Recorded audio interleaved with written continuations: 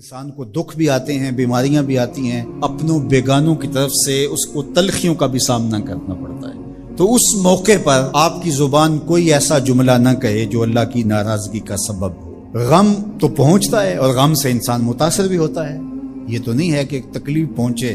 غالب نے کہا تھا روئیں گے ہم ہزار بار کوئی ہمیں ستائے کیوں، تو جب سینے میں دل ہے تو کوئی دکھ دے گا تو دکھی ہوگا، دل بے چین ہوگا۔ فرمایا کہ جب تکلیف پہنچے تو مدد کس سے طلب کرو؟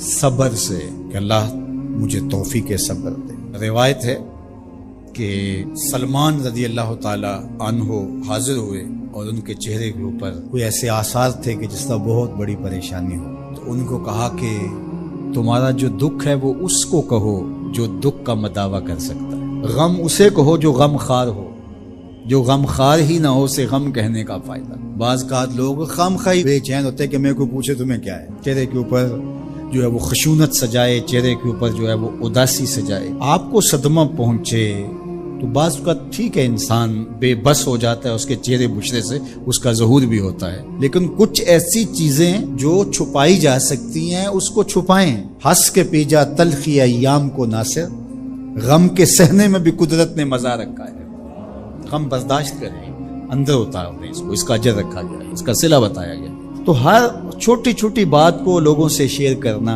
یہ نہیں، ٹھیک ہے کبھی آپ کوئی ایسی بات ہو آپ کر بھی سکتے ہیں، لیکن ہر وقت جو ہے وہ اکتائے ہوئے رہنا اور میں پریشان ہوں، میں پریشان ہوں، میں دکھی ہوں، میں دکھی ہوں، تو کیا وہ دکھ ختم ہو جائے گا؟ لوگ مہندی سجائیں گے تیرے لہو سے، لوگ مہندی سجائیں گے تیرے لہو سے، زخم دل کے نہ دکھاؤ کسی کو۔ لوگ تو اس سے طرح مذاق بھی اڑائیں گے، اور جب تم ہنستے ہو تو زمانہ تمہارے ساتھ ہنستا ہے، اور جب تم روتے ہو تو زمانہ تمہارے ساتھ نہیں روتا۔ اس لیے یہ آنسو بڑے قیمتی ہیں، وہی بہاؤ جہاں شان کریمی موتی سمجھ کے چن لے۔ یوں ضائع نہ کرو، یوں ان کو برباد نہ کرو، لوگوں کے سامنے رسوا نہ کرو اپنے آپ کو۔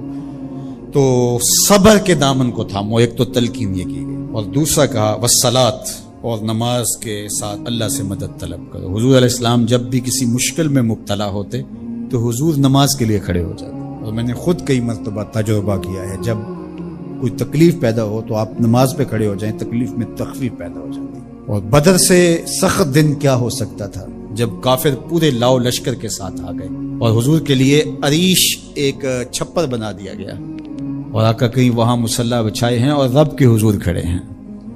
مشکل کے وقت جب کوئی سبب نہ رہے تو اس کے حضور آ جاؤ، وہ تمہاری ضرورتوں کا کفیل ہے۔ وَإِنَّهَا لَكَبِيرَةٌ إِلَّا عَلَى الْخَاشِعِينَ، اور یہ بہت بھاری ہے نماز پڑھنا اور صبر کرنا، لیکن جو اللہ کا خوف سینے میں پالنے والے لوگ ہیں، رکھنے والے لوگ ہیں، ان کے لیے مشکل نہیں ہے۔ بچے کو صبح اٹھائیں آپ نماز کے لیے تو وہ اٹھتا ہی نہیں ہے، بار بار کہہ کے اس کو اٹھانا پڑتا ہے، اور اس نے سوات کی سیر کے لیے جانا ہو اور دوستوں کو ٹائم دیا ہو، تہجد کے وقت ہی تیار ہو کے بیٹھ جاتا ہے۔ اس کا مطلب ہے کہ اس کو نماز کا شوق نہیں ہے، اس کا شوق تھا، جس کا شوق تھا اس کے لیے اٹھنا بھاری نہ ہوا۔ میرے والد گرامی سے کسی نے کہا جی جاگ نہیں آتی، تو فرمانے لگے صبح منڈی جانا ہو تو جاگ آ جاتی ہے، کچہریوں میں تاریخ ہو تو یاد آ جاتی ہے۔ منڈی جانا یہ تمہاری بدنی ضرورت ہے، بچوں کے پالنے کے لیے، اپنی ضرورت کے لیے۔ کچہریوں میں جانا خوف ہے، نہ گیا تو میرے خلاف فیصلہ ہو سکتا ہے، تو تمہیں نہ امید ہے اللہ سے اور نہ اس کا خوف ہے، تو پھر کیسے جاگ آئے؟ اور کسی نے کہا کہ حضور نماز پڑھنا چاہتا ہوں، جاگ نہیں آتی۔ اللہ اکبر، کہنے لگے ارادہ اگر پکا ہو تو نیند نہیں آتی، بار بار اٹھ کے ٹائم دیکھتے ہیں وقت تو نہ گزر جائے۔ اللہ اکبر۔ تو فرمایا یہ بھاری ہے لیکن خاشعین کے لیے بھاری نہیں ہے، خشیت خدا سینے میں نہیں ہے، اللہ کا خوف سینے میں نہیں ہے، تو واقعی صبح کا اٹھنا بہت زیادہ بھاری ہے، بہت زیادہ مشکل ہے، لیکن جو خشیت والے ہیں ان کے لیے مشکل نہیں ہے۔ یہ مان لیا کہ صبح کا اٹھنا، سحری کا اٹھنا نفس پہ شاک ہے، لیکن اگر کسی کی زندگی کی لذت اس میں رکھ دی گئی ہو، اللہ اکبر، تو پھر اس کے لیے مشکل تو نہیں ہوگا۔ راہ خدا میں تکلیف اٹھانا مشکل صحیح، لیکن زندگی کا سرور اس میں رکھ دیا گیا۔ وہ مزہ دیا تڑپ نے، میری آرزو ہے یا رب، میرے دونوں پہلوؤں میں حمزہ کا ایمان لانا کوئی معمولی واقعہ نہیں تھا۔ جس طرح مسلمانوں میں خوشی کی لہر دوڑ گئی تھی تو کفار کے اندر یہ خبر ایک بجلی بن کے گری، تو وہ بھی دارالندوہ میں بیٹھے اور سوچنے لگے کہ اب کیا کیا جائے۔ آج ایک حمزہ بن عبد المطلب گئے ہیں، کل کوئی اور چلا جائے گا تو یہ تو طاقتور ہو جائیں گے۔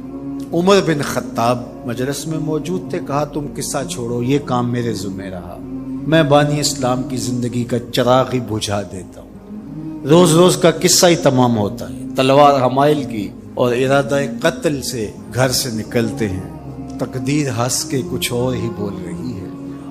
سودا لینے کے لیے بازار گئے، سودا لینے کے لیے بازار گئے، ہاتھ اس کے بکے جس کے خریدار گئے.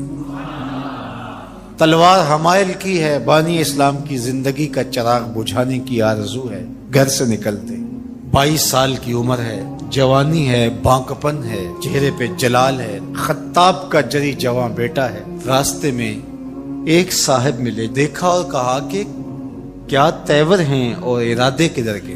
کہا چراغ اسلام بجھانے جا رہا ہوں. کہا اس کی روشنی تو تمہارے گھر میں بھی پہنچ گئی ہے. پوچھا کیا ماجرا ہے؟ کہا تمہاری بہن فاطمہ بنت خطاب اور تمہارے بہنوئی سعید وہ بھی اس آقا کے غلام بن گئے. بس غصے میں بہن کے گھر پہنچتے ہیں اور دروازے کو دستک دیتے ہیں. اندر قاری قرآن ان کو قرآن سکھا رہا ہے. اہل خانہ سمجھے عمر آئے ہیں اور تیور بھی اچھے نہیں ہیں. قاری کو کہیں گوشے میں چھپا دیا اور دروازہ کھولا. دروازہ کھولنے کی دیر تھی کہ بہن پہ ٹوٹ پڑے، مار دھاڑ شروع کر دی. تم سابی ہو گئی ہو، تم نے آباء و اجداد کا دین چھوڑ دیا ہے. مار مار کے ان کو لہو لہان کر دیتے ہیں. تو بہن بولتی ہے عمر سنو، تم خطاب کے بیٹے ہو نا، میں بھی خطاب کی بیٹی ہوں، میں بھی اپنے موقف سے ہٹنے والی نہیں ہوں. حیرت زدہ ہو جاتے ہیں کہ اس عورت کے اندر یہ بجلیاں کیسے آ گئیں. تو سوچنے لگے اور کہا اچھا جو تم پڑھ رہے تھے مجھے بھی سناؤ. کہا تمہیں پہلے غسل کرنا ہوگا. عمر بدن دھو رہے ہیں، میرا رب دل دھو رہا ہے. اتنے میں قاری قرآن کے ورق لے کے آ گیا اور تلاوت ہوتی ہے طٰہٰ ما انزلنا علیک القرآن لتشقیٰ.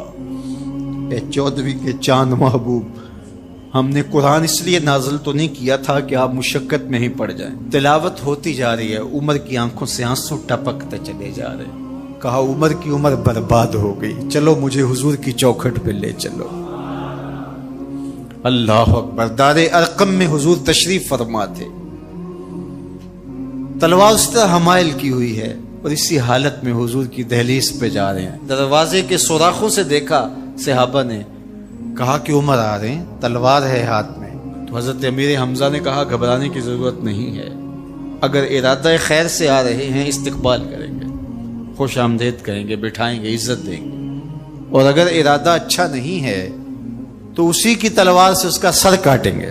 دروازہ کھلتا ہے، عمر حضور کے سامنے آ کے بیٹھتے ہیں اور میرے حضور کہتے ہیں عمر ابھی وہ وقت نہیں آیا کہ تم اسلام لے آؤ. اور یہی وقت تھا عمر کے اسلام لانے کا. حضرت عمر کلمہ پڑھتے ہیں اشہد ان لا الہ الا اللہ وحدہ لا شریک لہ واشہد ان محمدا عبدہ ورسولہ.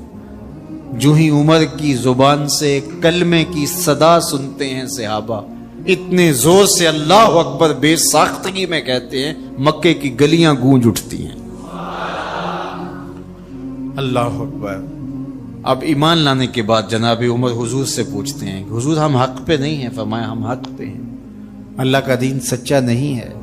کہا اللہ کا دین سچا ہے. کہا کہ آپ اللہ کے سچے رسول ہیں. فرمایا ہاں میں اللہ کا سچا رسول ہوں. تو کہا پھر ہم چھپ کے نمازیں کیوں پڑھیں، ہمیں صحن حرم میں جانا ہوگا. مسلمانوں کی 2 صفیں بنتی ہیں 20-20 افراد کی. ایک صف کی قیادت حضرت عمر کرتے ہیں، ایک صف کے آگے حضرت امیر حمزہ چلتے، درمیان میں میرے حضور ہیں اور صحن حرم میں پہنچ کے رب کی نماز ادا کی جاتی. حضرت عبداللہ ابن مسعود رضی اللہ تعالیٰ عنہ فرماتے ہیں عمر کا اسلام لانا مسلمانوں کے لیے عزت کا سبب